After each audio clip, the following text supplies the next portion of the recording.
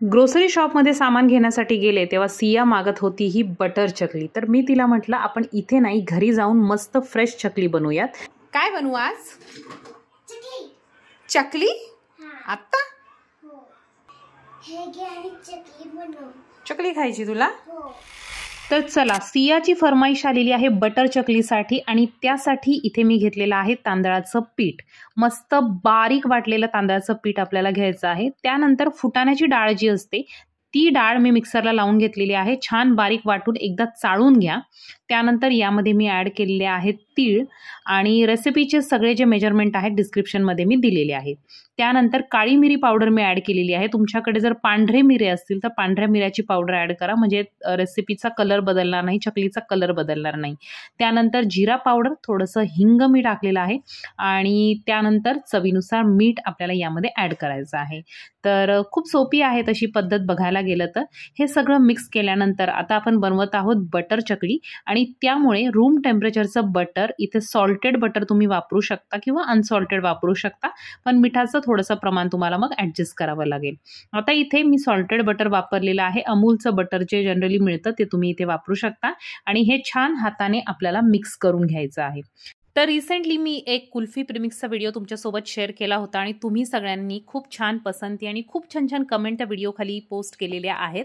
तर उन्हाळा चालू झालेला आहे, मुलं घरी असतात आणि त्यामुळे मुलांच्या आवडीचं आपण नेहमीच आई म्हटल्यानंतर काही ना काहीतरी बनवत असतो।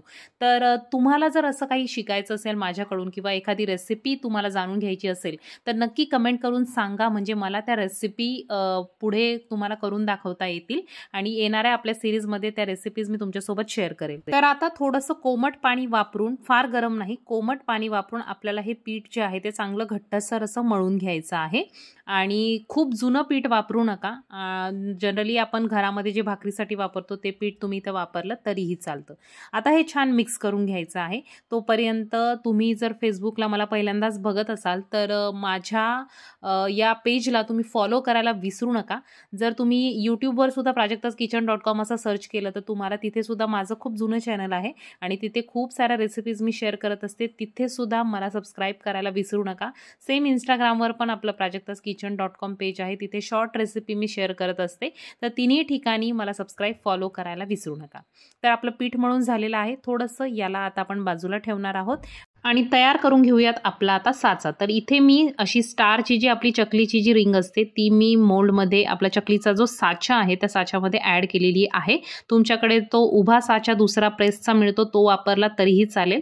आता माझ्याकडे तो होता परंतु तो खराब झालेला आहे, तर मी हा साचा थोडंसं मध्ये तुम्हाला देसी जुगाड दिसेल त्याच्यामध्ये, तर सांगेल एखाद दिवशी काय केलेलं आहे। तर प्लेट छोटी आहे आतमधली आणि त्यामध्ये थोडासा जुगाड करून मी ती प्लेट बसवलेली आहे आणि आता हे जे तांदळाचं पीठ आहे ते अशा पद्धतीने आपल्याला यामध्ये भरायचं आहे। थोडासा तेलाचा हात साच्याला लावून घ्या आणि आधी तुम्ही चकली करून घेऊ शकता किंवा जर तुमच्याकडे कोणी मदतीला असेल तर साईड बाय साईड एक जण चकली करायला एक जण तळायला असं असेल तर अति उत्तम। आता इथे मी एक टीज करणार आहे, त्यामुळे चकल्या आधी थोड्याफार 2-3 घाण्याच्या चकल्या मी करून घेते आणि त्यानंतर मी तळायला घेणार आहे। तर जशी आपण नॉर्मल चकली बनवतो सेम त्याच पद्धतीची चकली आपल्याला इथे बनवायची आहे।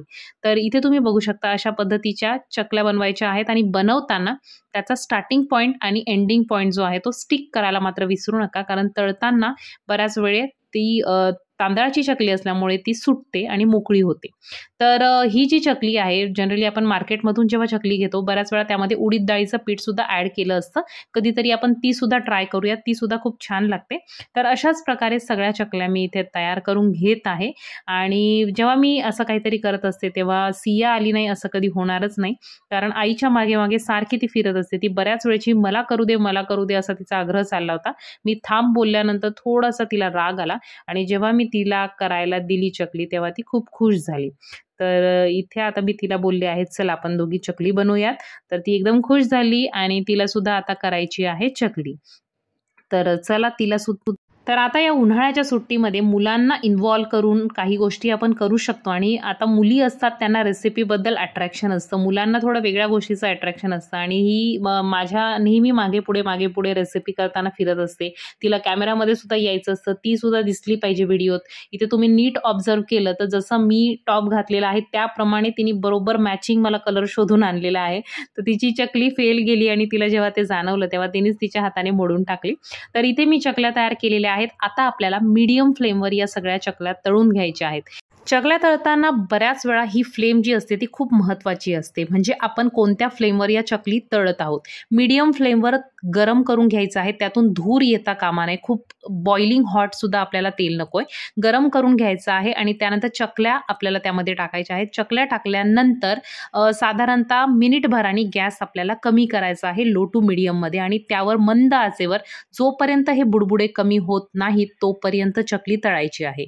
आता इथे तुम्ही बघू शकता बुडबुडे एकदम कमी झाल्यानंतर मी चकल्या उलटलेल्या आहेत. आधीच आपल्याला उलटायच्या नाहीयेत, नाही तर त्या तेलात विरघळतात.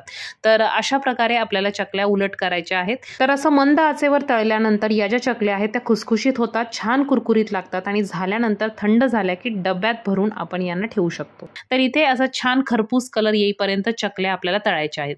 बऱ्याच वेळा असं होतं की चकली करायला मदतीला कोणी नसतं, आणि माझ्यासारखे थोडेसे जर तुम्ही आळशी असाल तर मी थोडासा आधी काही चकल्या बनवल्या, परंतु नंतर एकटीला खूपच उन्हाचं दुपारच्या वेळेला रेसिपी करत होते आणि त्यामुळे अशा पद्धतीचा शॉर्टकट मी इथे केलेला आहे. कारण जेव्हा आपण चकल्या बनवतो, करंजी बनवतो, तेव्हा असं वाटतं की कोणीतरी आपल्या सोबत असावं करून देणारं, म्हणजे करायला आणि एक तळायला अशा दोघीजणी असल्या की छान वाटतं. पण आता इथे मी एकटीच बनवत आहे आणि त्यामुळे थोडासा शॉर्टकट केलेला आहे. आफ्टर ऑल मुलं हे 1-2 दिवसात संपूनच टाकतील, त्यामुळे इथे मी अशा प्रकारच्या चकल्या बनवलेल्या आहे आणि मुलं हे सुद्धा आवडीनं खातातच. तर अशा प्रकारे तुम्ही चकल्या बनवू शकता. मुलांना तर आवडतीलच. बाहेरचं देण्यापेक्षा घरगुती पद्धतीने छान फ्रेश बनवून आपण मुलांना खायला देऊ शकतो विदाऊट प्रिझर्वेटिव्ह. तर इथे आज तांदळाची चकली मी तुमच्यासोबत शेअर केलेली आहे. कशी वाटली तुम्हाला सांगा. माझ्या पेजला फॉलो करायला मात्र विसरू नका. खूप सारे व्ह्यूअर्स आपले वाढत आहेत आणि फॉलो करायला मात्र विसरू नका. तुम्हाला कोणत्या रेसिपीज अजून बघायच्या आहेत त्यासुद्धा कमेंट करून सांगा. तर बघा इथे मस्त कुरकुरीत आणि खुसखुशीत चकली आपली तयार झालेली आहे. आय होप ही रेसिपी तुम्हाला आवडली असेल. लाईक बटनावर क्लिक करा, फॉलो करायला विसरू नका. आणि हो, माझ्या यूट्यूब चॅनलला पण नक्की एकदा व्हिजिट करा, तिथे तुम्हाला आणखीन जास्त रेसिपीज बघायला मिळतील. तर चला भेटूयात एका नवीन व्हिडिओमध्ये. तोपर्यंत बाय बाय. मस्त घरचं खा, मुलांना सुट्टी एन्जॉय करू द्या आणि मुलांना सुद्धा आपल्या रेसिपीमध्ये इन्व्हॉल्व करा.